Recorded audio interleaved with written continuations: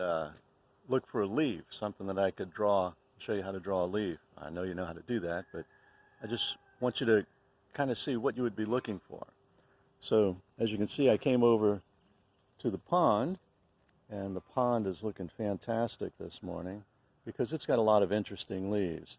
I could pick something really reticulate like this fern that's over here on the edge, but I don't think I want to work that hard this morning drawing a leaf. So I'm looking for something else.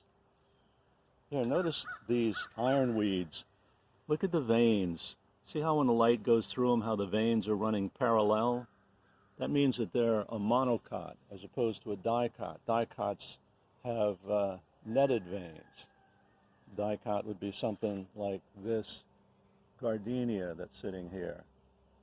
And I want y'all, when you're drawing the leaves, to look at some of the details. For example, here we have a crepe myrtle. Now look at the indentations on the edges of the crepe myrtle. See how they go in like little hearts on the edge of each leaf? That's the sort of detail that you're looking for.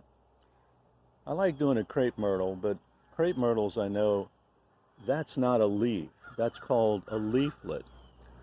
A crepe myrtle is a compound leaf, which means that this little stick with all these little leaflets on it, that's actually a single leaf. If you look back over this way, in the morning sunlight, you can catch all the hairs that are on the edge of that azalea leaf, those little trichomes. All of those are going to give it shade when it gets too hot today. And then looking over here, I think you might have seen some of the drawings that I'd sent of irises that I had done earlier. These are those long green iris leaves. Now that's way too long to be doing an illustration of this morning, so I don't think I'm going to do that. What I decided on doing this morning is over here. Here, look at this. This is a camellia. Look at the ridges, the teeth on the edge of that camellia. That's the sort of detail you're looking for. Now I decided I'm going to do an English ivy leaf. That's probably the leafiest looking leaf I can come up with. Look at that. It's got a nice gloss. It's got a good shape. It's got the netted veins. Nice color. That's the one. I think I'm going to go inside and start drawing this leaf. Okay. All right. I've started drawing the leaf. Like I said in the missive this morning, the first thing you want to get is the general shape of the leaf. And you can see when I'm looking at this English ivy, it's got 3 toes. And so I lightly sketched out where the 3 toes are. And I'm keeping it light because I'm going to come in later and do the detail. See how when I draw this, this is a smooth arc and it shows the toe.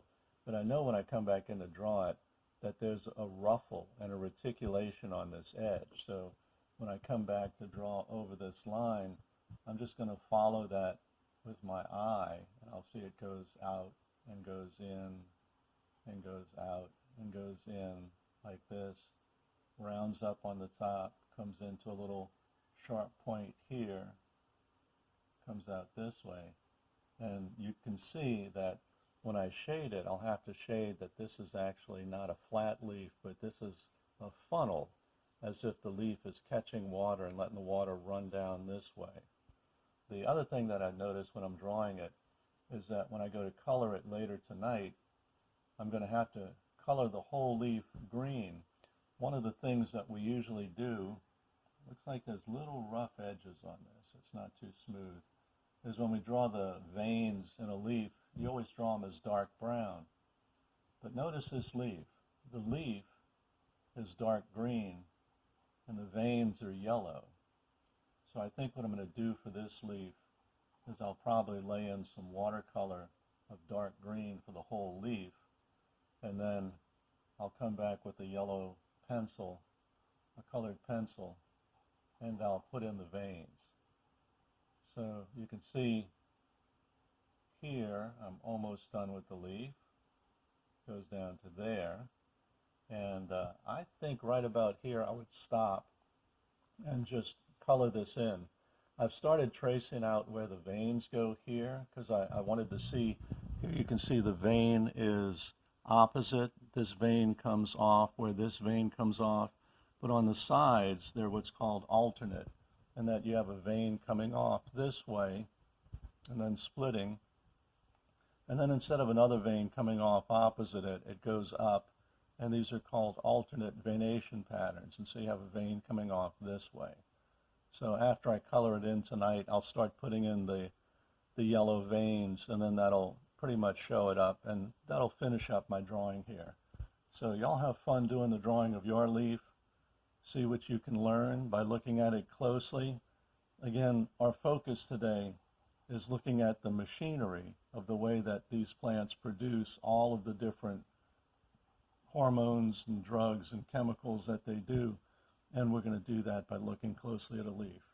That's all.